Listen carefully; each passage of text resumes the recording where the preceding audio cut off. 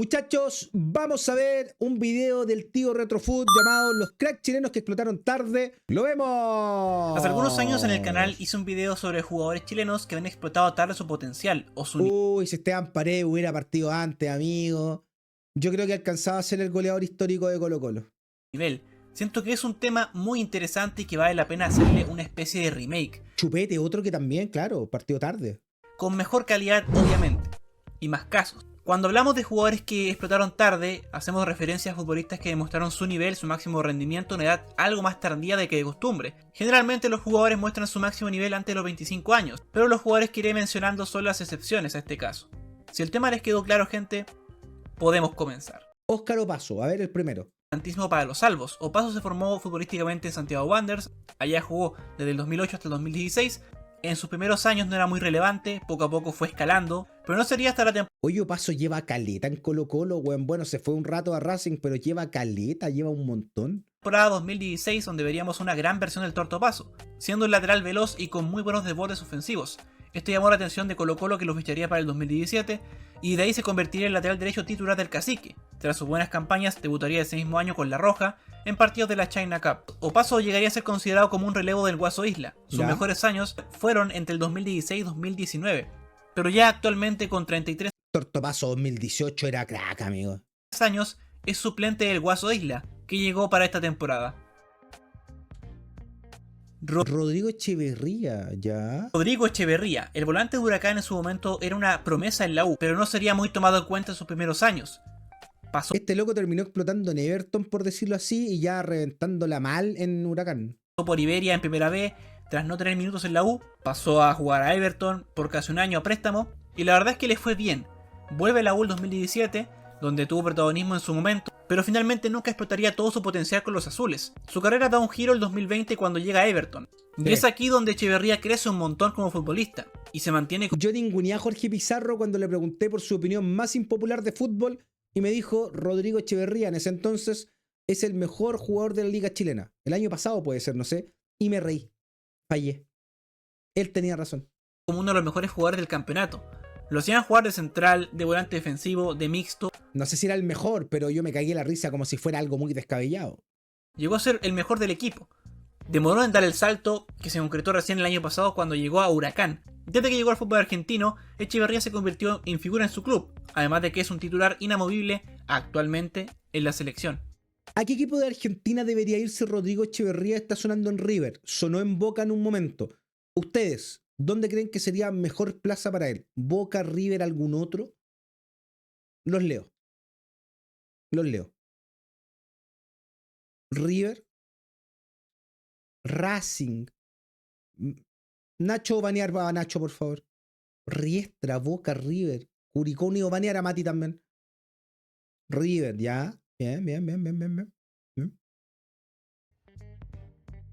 César Pinares, el volante nacional que actualmente pertenece a la UC, fue un volante muy prometedor en sus primeros años. No muchos lo recuerdan, pero Pinares en su momento jugó en ¿Cómo vaya a bailar a Ronald de la Fuente, amigo? fútbol italiano. Tras jugar por las divisiones menores de Colo-Colo, pasó por el Chievo Verona, pero solo jugaría en las juveniles del cuadro italiano. Sin embargo, desde 2015 su carrera iría en ascenso, poco a poco. Jugaba para Deportes Iquique y destacó los Dragones Celestes, donde además ganó una Copa Chile. Tras esto tendría la oportunidad para jugar a Unión Española, demostrando un nivel altísimo, que además no llegó a ser considerado por la selección adulta. Cuando ya está siendo la estrella del equipo de Unión, decide partir al fútbol árabe, donde solamente está por 3 meses. Tras esto llega a Colo-Colo, donde tuvo un paso irregular. Se esperaba En Colo-Colo yo esperaba tanto de este muchacho, amigo. mucho más de Pinares. Todo cambiaría cuando en 2019 fichó por la UC, demostrando un nivel altísimo desde el 2019 hasta el 2020. Fue campeón, tuvo una oportunidad por el Gremio de Brasil, donde empezó muy bien, pero no pudo demostrar más allá de su nivel. Pasó por el fútbol turco, a pesar de que actualmente sigue en la UC, nunca más se volvió a ver esa versión de Pinares. Irrelevante en Católica, irrelevante. Edson Puch. Edson Puch, el delantero nacional que ya a sus 38 años sigue Y la rompe con 38, la descoce, amigo. estando muy vigente, rompiéndola en nuestro fútbol. Siempre fue un jugador con muchísimo talento. Cuando se inició deslumbraba mucho jugando en Huachipato y Deportes Iquique. Sin embargo, a pesar de tener un gran talento, no lograba demostrar todo su potencial. Entre el 2009 y 2011 fue parte de los años gloriosos que tuvo la U, siendo un jugador muy determinante en el equipo. Lamentablemente, a mediados del 2011 decide partir al Medio Oriente.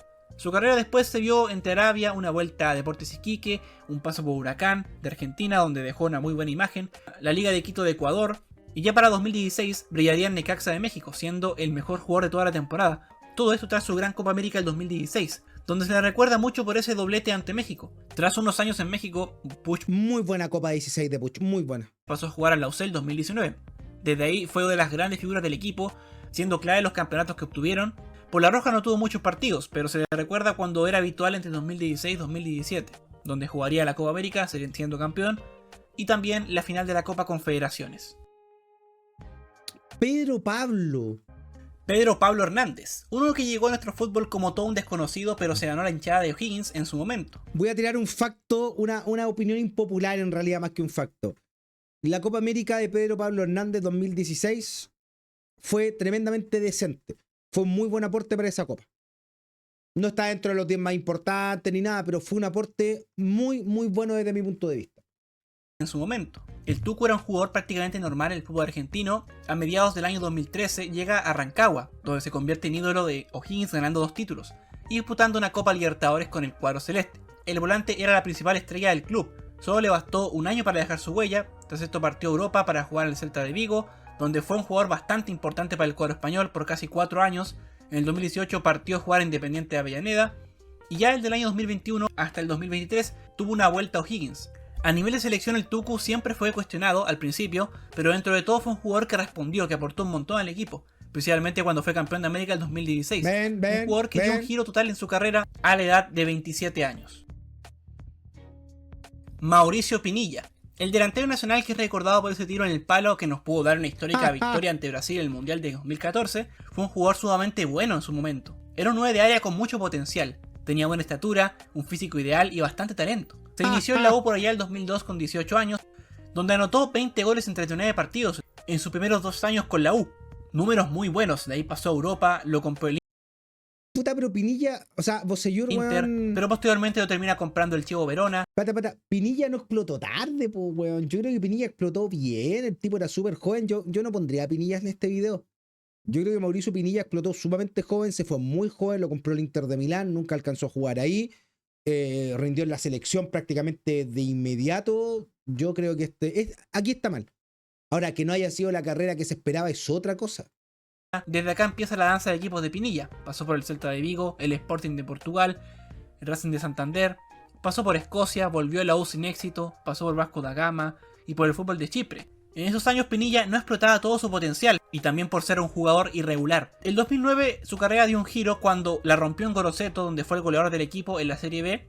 Después pasó a la Serie A, donde estuvo en Palermo, Cagliari, el Genoa, el Atalanta. Pinilla destacó en la Serie A, fue importante, para después volver al fútbol chileno en 2017 con la U. Por la selección Pinilla fue parte de la generación dorada, fue bicampeón de América, en un rol más, eso sí, como de revulsivo. Marcelo Díaz, el motorcito de la generación dorada que a día de hoy vive sus últimos años como capitán de la U. Es nacido y formado en los azules, debutando por allá el 2005. Esta parte la voy a cortar del video. Esta persona no va a salir en mi video. Lo voy a cortar. No va a salir. Aunque en aquellos años Díaz jugaba como lateral derecho. Así que se mantuvo en el voy a abrir el chat para que digan lo que quieran porque esta parte no va a salir en mi reacción. Club hasta el 2010, donde tendría sus momentos pero no lograría ser figura. Tras un paso a préstamo por Deportes La Serena, donde demuestra un buen nivel, con la llegada de Jorge Sampaoli al Banco Azul, se confirma su No, si esta bueno va a salir de lo mismo. retorno, aunque al principio no es titular en el primer semestre. Poco a poco fue ganándose su lugar hasta llegar a ser clave en el tricampeonato, la Copa Sudamericana y la buena Copa Libertadores que tuvo en 2012. A Marcelo Díaz se le conoció mucho en su... Ya, seamos justos con Marcelo Díaz, güey. Tiene que aparecer en el video. Tiene que salir, amigo. Ya, seamos justos, seamos justos. Vamos a retomar el video.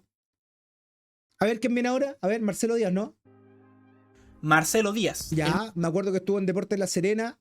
Él parte como lateral. En Deportes La Serena, Víctor Hugo Castañeda lo coloca como volante y ahí cambia un poco da un giro en su carrera. Motorcito de la generación dorada que a día de hoy vive sus últimos años como capitán de la U. Es nacido y formado en los azules, debutando por allá el 2005, aunque en aquellos años Díaz jugaba como lateral derecho. Se mantuvo en el club hasta el 2010, donde tendría sus momentos pero no lograría ser figura. Tras un paso a préstamo por Deportes La Serena, donde demuestra un buen nivel, con la llegada de Jorge Sampaoli al Banco Azul, se confirma su retorno, aunque al principio no es titular en el primer semestre. Poco a poco fue ganándose su lugar hasta llegar a ser clave en el tricampeonato, la Copa Sudamericana. Mira qué buena salida, cómo juega, ¿eh? Americana y la buena Copa Libertadores que tuvo en 2012. A Marcelo Díaz se le conoció mucho en su momento como el Xavi de Sudamérica. Se le apodaba así por su gran Copa Sudamericana con ¿Cómo Marcelo Díaz va a ocupar cupo extranjero? ¿Por qué? No entendí. la U. Y es así como parte a Europa, donde juega por el Basilea de Suiza, pasa por el Hamburgo de Alemania y por el Celta de Vigo de España. Tuvo un paso por Pumas de México, Racing Club de Argentina, Libertad de Paraguay. Ya el 2023 volvió a Chile para jugar en Audax. Ya a Guarden los comentarios, muchachos. nivel selección fue muy importante. Esto va a salir para YouTube, por favor. Clave también en el Bicampeonato de América y jugó el Mundial de Brasil 2014. Esteban Permiso, perdón. Don Esteban Paredes, uno de los jugadores más relevantes en la historia de la primera división del fútbol chileno. Para mí el más, pero bueno, para gusto los colores. Oh, ¿qué es esto? Paredes, el histórico delantero que hace poco fue noticia por su retorno a las canchas en Santiago Morning, fue uno de los mejores delanteros de los últimos años en el fútbol chileno. Goleador histórico de la primera división de Chile, un récord que se logró el año 2019. La carrera de Paredes para mí pudo haber sido mucho mejor. Tuvo entre medio algunos pasos por clubes de la B, primera división, e incluso del ascenso de México. Ya para el año 2009, a la edad de 29 años, daría el salto definitivo de su carrera para jugar en un grande como Colo-Colo, donde rindió Qué linda definición. desde el primer día y se convirtió en el último gran ídolo que tiene el cacique, siendo clave y anotando muchos goles en su estadía por los albos. Su rendimiento fue tan alto que fue parte de La Roja desde que llegó a Colo-Colo. Estuvo en 2 mundiales, fue un jugador que cuando fue Este es un golazo. llamado siempre rindió, además de que logró ser multicampeón con los albos. Una lástima que haya explotado tan tarde. Tenía potencial incluso para haber jugado en Europa. ¿Quién sabe? Imagina tan tarde que explotó que aún así es el goleador máximo en la historia de la primera división del fútbol chileno. A ese nivel. Si explotaba antes, rompía los récords de Colo-Colo, hubiera sido el máximo goleador también. Pero bueno, no tenemos cómo saberlo. Humberto Suazo. Cerramos el video con un delantero letal que aún sigue jugando como profesional. Le tengo distancia a Chupete Suazo. Gracias por lo que hizo en Colo-Colo, por la selección chilena, un killer, un artillero, pero le tengo distancia, amigo. A pesar de sus 42 años. Humberto el Chupete Suazo anotó goles en todos lados. Tuvo una carrera muy buena y en la selección siempre respondió, pero sus primeros años no fueron fáciles. Estuvo en las inferiores de la UC, Canterano cruzado. pero no debutaría en los cruzados por algunas diferencias. Pasó cedido a Ñublense, donde ahí haría su debut. No fue un buen paso, en Magallanes tampoco resaltó, hasta que en el 2002 y 2003 la rompió en la tercera categoría de nuestro fútbol, pasando por San Antonio Unido y San Luis de Quillota. Eso le permitió dar el salto a primera división para jugar con el Audax, donde le iría muy bien. Con esto llegó el 2006 a Colo-Colo, donde esto marcaría un antes y un después en su carrera, donde el Suazo logró títulos importantes y se catapultó como de los mejores delanteros del momento. Hombre difícil de llevar, sí. Siendo goleador del mundo el 2006. En el 2007 se iría a México para jugar por el Monterrey, donde es uno de los máximos ídolos del equipo. Fue el goleador histórico, un récord que se rompió hace muy poco. Tuvo un breve paso por el Real Zaragoza de España, donde respondió, pero fue un tiempo muy breve que estuvo jugando. Qué linda. Volvió a Colo-Colo en 2015, después se retiraría brevemente para volver al fútbol tiempo después. En la selección jugó 2 Copas Américas, un Mundial y fue el máximo goleador de las eliminatorias rumbo a Sudáfrica 2010. Sin duda Suazo merecía jugar más tiempo en Europa. Calidad tenía de sobra. Ahí está el video del tío Retrofoot, los cracks chilenos que explotaron tarde y la gente en el chat. Y la gente en el chat se despide de YouTube, muchachos. Buen video. Los cracks chilenos que explotaron tarde. Solo no estoy de acuerdo con lo de Mauricio Pinilla. El resto está, me parece todo perfecto. Despídanse bien de YouTube. En YouTube los quieren mucho. Así que despídanse en YouTube. Los cracks chilenos que explotaron tarde. Dejo el link en los comentarios. Dejo el link en la descripción en realidad.